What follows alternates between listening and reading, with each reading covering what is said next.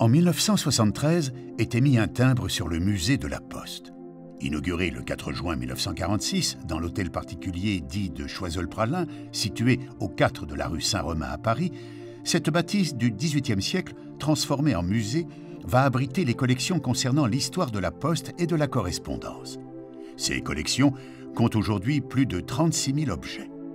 Le musée est également en charge de la conservation des collections autour du timbre-poste. À ce titre, il possède plus de 340 000 documents philatéliques, plus de 117 000 ouvrages et archives concernant la philatélie.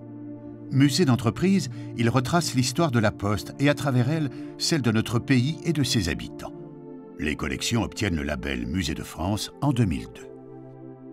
À la fin des années 60, l'hôtel particulier, devenu trop exigu, il est décidé de construire un bâtiment dédié à la conservation et à l'exposition des collections. Sa réalisation est confiée à André Châtelain. Conçu comme un coffre-fort, il est inauguré en 1973 au 34 boulevard de Vaugirard, près de la gare Montparnasse. Les éléments décoratifs qui ornent sa façade sont l'œuvre de Robert Juvin. Le 5e étage accueille le début d'un parcours de 15 salles consacrées aux collections permanentes.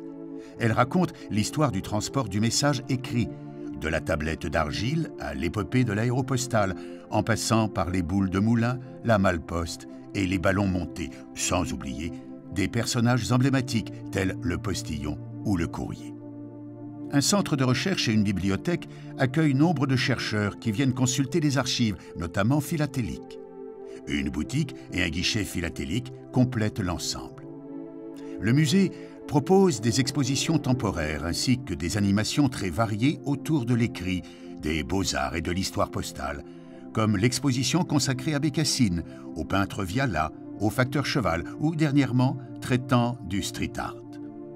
Petit musée devenu grand entre 2000 et 2013, le nombre de ses visiteurs passe de 40 à 160 000.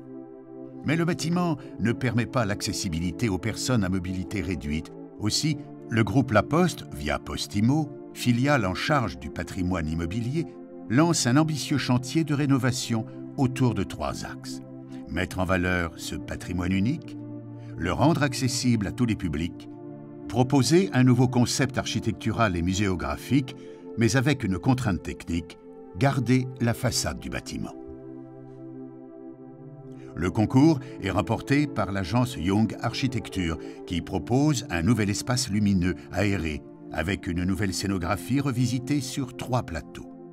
Un café sera aménagé au dernier étage avec vue sur tout Paris, accessible par des ascenseurs panoramiques qui traverseront les collections.